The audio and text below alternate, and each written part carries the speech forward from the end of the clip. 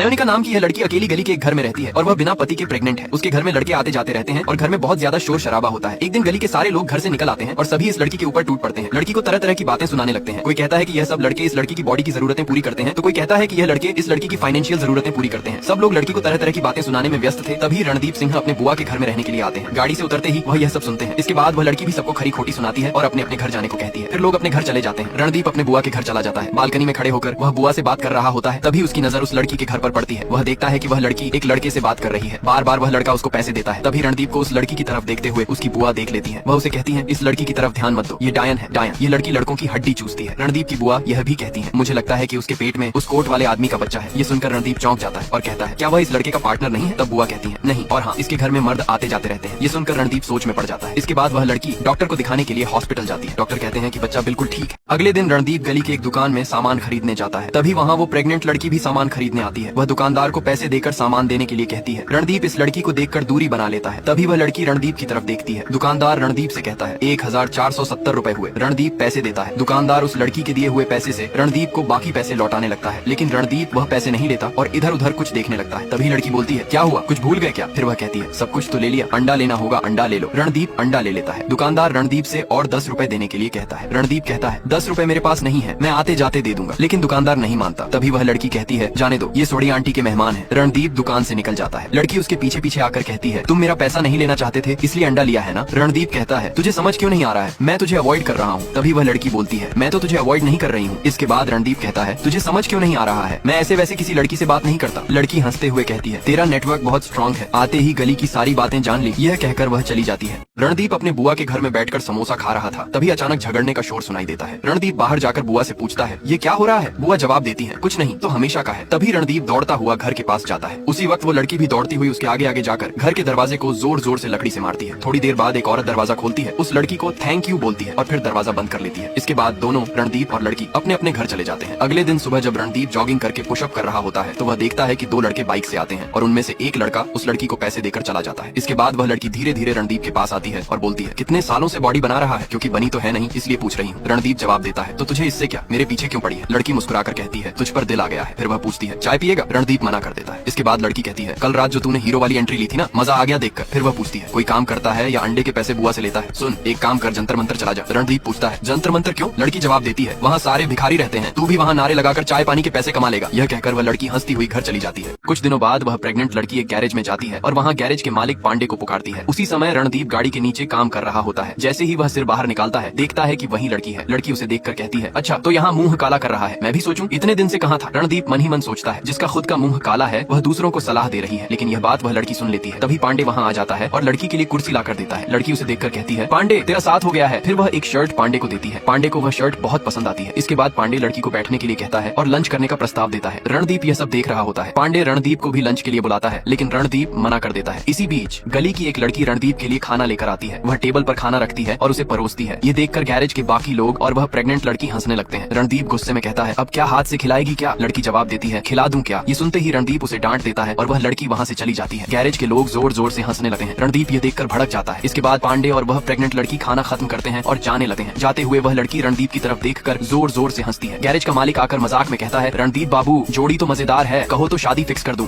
रणदीप एक कस्टमर की गाड़ी पिकअप करके गैराज ले जा रहा था। रास्ते में उसने देखा कि वो गर्भवती लड़की खड़ी है और गाड़ियों को हाथ से इशारा कर रही है, लेकिन कोई भी गाड़ी रुक नहीं रही। रणदीप उसकी ओर गया और पूछा, क्या हुआ? लेकिन लड़की कुछ नहीं बोली और चुपचाप उसकी गाड़ी में बैठ गई। उसने रणदीप से कहा, चलिए। कुछ देर बाद लड़की ने रणदीप से गाड़ी रोकने को कहा। जैसे ही गाड़ी रुकी वह लड़की दौड़कर कहीं जाने लगी। रणदीप घबरा गया, लेकिन थोड़ी देर बाद वह लड़की हंसते हुए वापस आई और जूस पीने लगी। ये देखकर रणदीप ने पूछा, अभी तो तुम चिल्ला रही थी, अब क्या हुआ? लड़की ने जवाब दिया, मुझे बहुत जोर से सुसु आ रहा था। ये सुनकर रणदीप हैरानी से बोला, इसीलिए तुम इतनी जोर जोर से चिल्ला रही थी? मुझे लगा कि तुम ऊपर जाने वाली हो। इस पर लड़की मुस्कुराकर बोली, ऊपर नहीं, नीचे निकलने का समय आया था। फिर वह लड़की गाड़ी में बैठ गई और रणदीप से उसे उसके घर छोड़ने को कहा। रास्ते में लड़की ने कहा, इतना सड़ा हुआ चेहरा लेकर क्यों घूम रहे हो? तुमने अच्छा काम किया है, मुस्कुराओ। यह सुनकर रणदीप मुस्कुरा दिया। बात करते करते वे दोनों घर पहुंच गए। जैसे ही वे वहां पहुंचे, मोहल्ले की आंटियों ने दोनों को साथ देखा। लड़की गाड़ी का दरवाजा खोलने की कोशिश कर रही थी, लेकिन वह नहीं खुला। रणदीप नीचे उतरकर दरवाजा खोलने में मदद करता है। ये सब मोहल्ले की आंटियां रिकॉर्ड कर लेती हैं और वीडियो रणदीप की बुआ सौड़ी को भेज देती हैं। अगले दिन रणदीप गैरेज में काम कर रहा था। तभी वह प्रेग्नेंट लड़की एक गाड़ी लेकर आती है। वह गाड़ी से उतरकर सीधे रणदीप के पास आती है और आते ही उसकी चाय पीने लगती है। फिर वह लड़की रणदीप से कहती है एक और मंगा लो। तभी गैरेज का मालिक आता है और वह लड़की उससे कहती है गाड़ी लेकर आ गई। गैरेज का मालिक रणदीप से कहता है गाड़ी चेक करो मैडम, ये सेकंड हैंड गाड़ी लेने वाली है। हमारे रहते हुए अगर गाड़ी में कोई खराबी रह जाए तो ये हमारी नाकामी होगी। रणदीप उस लड़की से कहता है मैं ये काम नहीं करने वाला, किसी और से करवाओ। तभी वह लड़की कहती है क्यों, क्या तेरे हाथ में मेहंदी लगी है? रणदीप गुस्से में जवाब देता है मैं तेरे पाप के पैसों से खरीदी गई गाड़ी को हाथ नहीं लगाऊंगा। ये सुनकर लड़की गुस्से से अपने पेट की तरफ इशारा करके कहती है ये पाप की कमाई का पैसा नहीं है, ये इसकी बाप की कमाई का है। गैरेज का मालिक रणदीप से कहता है क्या हो गया, जल्दी देखो ना। रणदीप गुस्से में गाड़ी चेक करने के लिए जाता है और उसे ठीक करने लगता है। तभी लड़की रणदीप से कहती है तुझे पता है इसके पापा कौन है? रणदीप जवाब देता है मुझे नहीं पता और मुझे जानने का कोई शौक भी नहीं है। लड़की हंसते हुए कहती है पता है जरूरत आदमी से क्या क्या करवाती है। फिर वह हंसती है और वहाँ से चली जाती है। रात को जब रणदीप घर लौट रहा होता है तो वह लड़की के घर के सामने रुककर कुछ सोचता है। फिर वह गेट खोलकर अंदर जाने लगता है। यह सब रणदीप के बुआ देख रही होती है। रणदीप घर के दरवाजे पर जाकर घंटी बजाता है।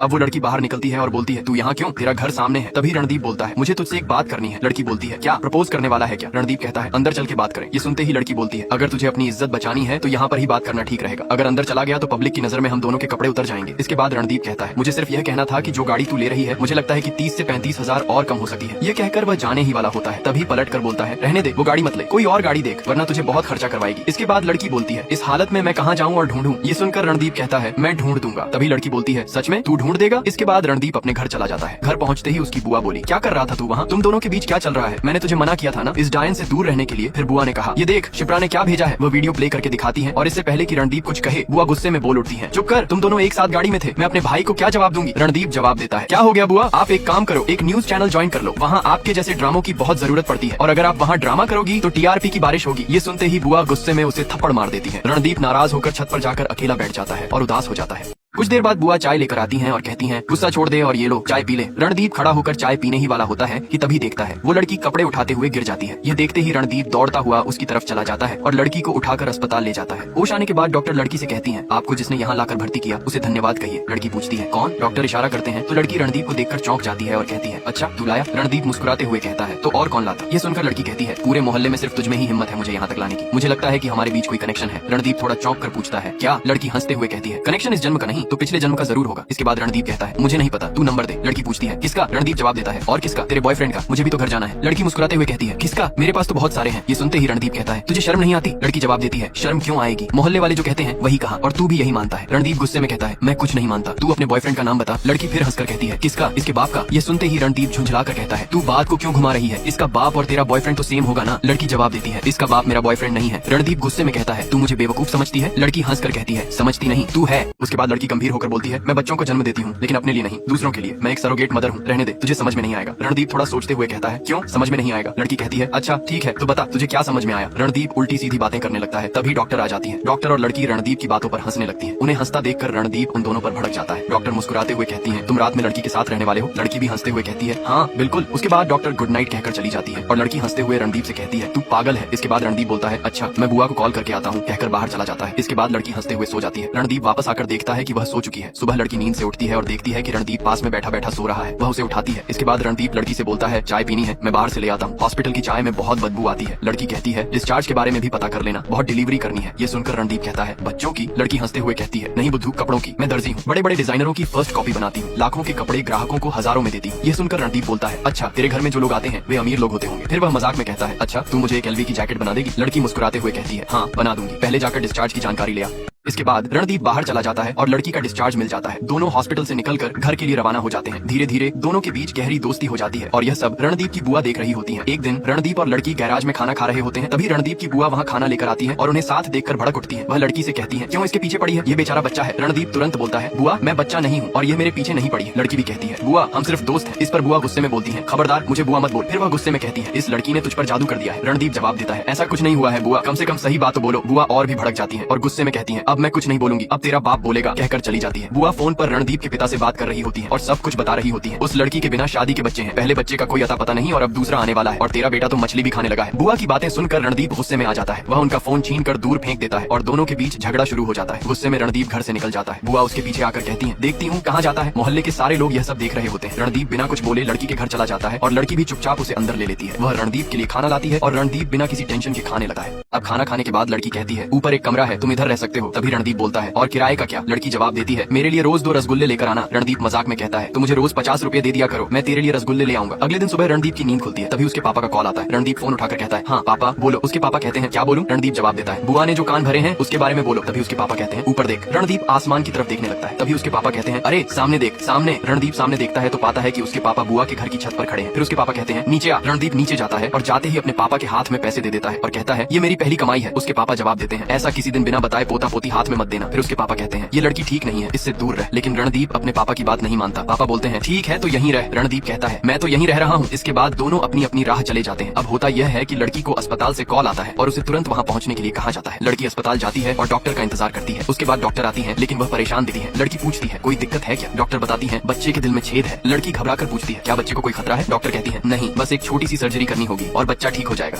अब डॉक्टर आगे बताती है जिसके लिए वह लड़की बच्चे को जन्म दे रही है वह लड़का इस बच्चे को इस हालत में अपनाने के लिए राजी नहीं है। लेकिन घबराने की जरूरत नहीं है, बच्चे की जिम्मेदारी अस्पताल की होगी। लड़की अस्पताल से निकलकर घर लौटती है लेकिन वह बहुत उदास होती है। रणदीप के पापा छत से उसे देखते हैं और तुरंत रणदीप को फोन करके कहते हैं तेरी यह लड़की उदास होकर घर आई है, जल्दी आ। रणदीप दौड़कर लड़की के पास आता है और अधीर होकर पूछता है क्या हुआ? लड़की जवाब देती है कुछ नहीं। इस पर रणदीप कहता है पापा ने कॉल करके बताया था कि तू बहुत परेशान लग रही थी और तू आज हॉस्पिटल भी गई थी, वहाँ कुछ हुआ क्या? तभी लड़की धीरे से कहती है डॉक्टर ने बताया कि कॉम्प्लिकेशन है, बच्चे के दिल में होल है और जिस शख्स के लिए मैंने ये बच्चा पैदा किया उसने इसे अपनाने से इनकार कर दिया। रणदीप गुस्से में बोलता है कैसे मना कर सकता है, आदमी है कि जानवर? लड़की कहती है टेंशन लेने की जरूरत नहीं है, हॉस्पिटल वाले सब अरेंजमेंट कर लेंगे और अगर वह नहीं अपनाएगा तो कोई और अडॉप्ट कर लेगा। ये सुनकर रणदीप टेंशन में आ जाता है और चिंता से पूछता है तू ठीक है? लड़की हल्का सा मुस्कुराकर जवाब देती है हाँ मुझे क्या होगा। फिर लड़की रणदीप से कहती है तुझे जाना है ना काम पर और रात में खाना खाएगा? रणदीप जवाब देता है हाँ खाऊंगा ना। ये कहकर वह गैराज चला जाता है। देर रात तक रणदीप गैराज में काम कर रहा होता है। तभी गैराज का मालिक आता है और उसे पुकार कर अपने पास बिठा लेता है। वह पूछता है क्या हुआ, झगड़ा हो गया क्या या फिर नयन ने लात मार के घर से निकाल दिया? गैराज के मालिक से ये सब सुनने के बाद रणदीप भारी मन से कहता है तुझे पता है ना क्या हुआ? फिर वह आगे बोलता है बंदा कभी कभी इतना मजबूर हो जाता है कि चाहकर भी कुछ कर नहीं पाता। गैराज का मालिक गंभीर होकर कहता है समझ सकता हूँ। रणदीप निराशा से सिर हिलाकर कहता है नहीं समझ सकता। और तू क्या? कोई भी नहीं समझ सकता, जिस इंसान पर बीती है सिर्फ वही समझ सकता है। इसके बाद गैराज का मालिक पांडे कहता है बस साथ रहना ही बहुत होता है, कुछ करने की जरूरत नहीं होती, इस अंधेरे में किसी के लिए रोशनी बनकर रहना ही काफी है और मैं तुझे ओवर टाइम नहीं करने दूंगा, जा घर चला जा। रणदीप घर लौटा है। जब वह अंदर आता है तो देखता है कि टेबल पर खाना रखा हुआ है। तभी उसे रोने की आवाज सुनाई देती है। वह जाकर देखता है कि एक लड़की सोते हुए रो रही है। ये देखकर रणदीप उदास हो जाता है। इसके बाद रणदीप लड़की के पास जाकर बड़बड़ाने लगता है। अगले दिन सुबह लड़की उदास होकर बैठी होती है। तभी रणदीप आता है और उसे हंसाने की कोशिश करता है। उधर रणदीप के पापा सुबह उठकर बालकनी में खड़े होकर लड़की के घर की तरफ देख रहे होते हैं। तभी उनकी बुआ आकर कहती है तुझे भी उधर जाना है क्या? कहकर उन्हें घर के अंदर भेज देती है। उधर रणदीप लड़की को दोबारा हंसाने की कोशिश करता है लेकिन लड़की हंसती नहीं है। इसके बाद रणदीप बाहर निकलता है। जैसे ही वह बाहर आता है 2 लड़के रणदीप और लड़की के बारे में बुरा भला कहने लगते हैं। रणदीप गुस्से में आकर उन लड़कों से मारपीट करने लगता है। इस झगड़े की वजह से मोहल्ले के सारे लोग इकट्ठा हो जाते हैं। रणदीप जितने भी आसपास लोग होते हैं उन सबको बुलाता है और लड़की के बारे में बताने लगता है। यहाँ तक देख ही लिया है तो प्लीज चैनल को सब्सक्राइब भी कर लीजिएगा।